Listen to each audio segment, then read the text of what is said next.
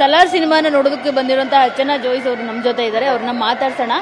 So ಹೇಳಿ, ಹೇಗೆ ಅನ್ನಿಸ್ತು ಸಲಾರ್ ಸಿನಿಮಾ? ಅಂದ್ರೆ ನೀವು ಪ್ರಶಾಂತ್ ಸರ್ ಜೊತೆ ಕೆಲಸ ಮಾಡಿದೀರಾ, ಸೊ ಒಂದು ವಿಷನ್ ಇಟ್ಕೊಂಡು ನೀವು ಕೂಡ ಬಂದಿರ್ತೀರಾ, ಈ ತರ ಮಾಡಿರ್ಬೋದಾ ಪ್ರಶಾಂತ್ ಸರ್ ಅಂತ, ಅದೇ ರೀತಿ ಇದೆಯಾ ಸಲಾರ್ ಸಿನಿಮಾ? ಹೇಗೆ ಅನ್ನಿಸ್ತು?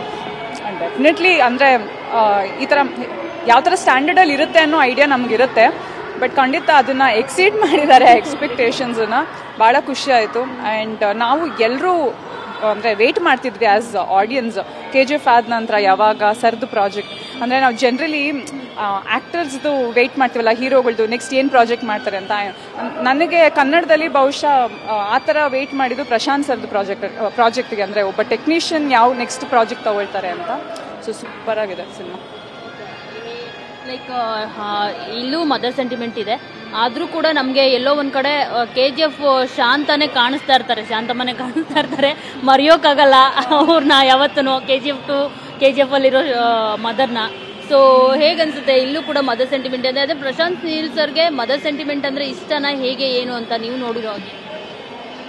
ನೋಡಿರೋ ಹಾಗೆ ಅಂದರೆ ಪರ್ಸ್ನಲ್ ಕಾನ್ವರ್ಸೇಷನ್ನಲ್ಲಿ ಇಲ್ಲ. ಬಟ್ ಅಫ್ಕೋರ್ಸ್ ಎಲ್ಲರಿಗೂ ಅವ್ರವ್ರ ತಾಯಿ ಅಂದರೆ ಒಂದು ಸ್ಪೆಷಲ್ ಇದೇ ಇರುತ್ತೆ. ಬಟ್ ಐ ರಿಮೆಂಬರ್ ಯಾವುದೋ ಒಂದು ಇಂಟರ್ವ್ಯೂನಲ್ಲಿ ಅವರು ಯಾರು ಕೇಳಿದಾಗ ಅವರ ತಾಯಿ ಬಗ್ಗೆ ಏನೋ ಹೇಳಿದರು. ಸೊ ಐ ಆಮ್ ಶೋರ್ ಅದು KGF ಅಲ್ಲೂ ರಿಫ್ಲೆಕ್ಟ್ ಆಯಿತು, ಉಗ್ರಮಲ್ಲೂ ರಿಫ್ಲೆಕ್ಟ್ ಆಗಿತ್ತು, ಅಮ್ಮ ಅನ್ನೋ ಒಂದು ಇದು. ಆ್ಯಂಡ್ ಸಲಾರಲ್ಲೂ ಆಗಿದೆ. ಎಷ್ಟು ಮಾರ್ಕ್ಸ್ ಕೊಡ್ತಾರೆ ಸಲಾರ್ಗೆ? ಮಾರ್ಕ್ಸ್ ಎಲ್ಲ ಏನಿಲ್ಲ, ಬಟ್ ತುಂಬ ಒಂದು ಒಳ್ಳೆ ಎಂಟರ್ಟೈನಿಂಗ್ ಇದೆ cinema. I think everybody should come and watch. You are in for a treat. Prashanth Neel sir ಅಕಸ್ಮಾತ್ ಈಗ ಸಿಕ್ಕಿದ್ರೆ ಅರ್ಚನಾ ಅವ್ರು ಏನು ಹೇಳ್ತಾರೆ ಪ್ರಶಾಂತ್ ನೀಲ್ ಸರ್ಗೆ? ಏನಿಲ್ಲ ಸರ್, ಸಕ್ಕದಾಗಿದೆ ಸರ್ ಸಿನಿಮಾ ಅಂತ ಒಂದು ಹಗ್ ಮಾಡ್ತೀನಿ ಅಷ್ಟೇ. Thank you. ಸೊ ನೋಡಿದ್ರಲ್ಲ, ಇದಿಷ್ಟು ಅರ್ಚನಾ ಜೋಯಿಸ್ ಅವರ ಮಾತು.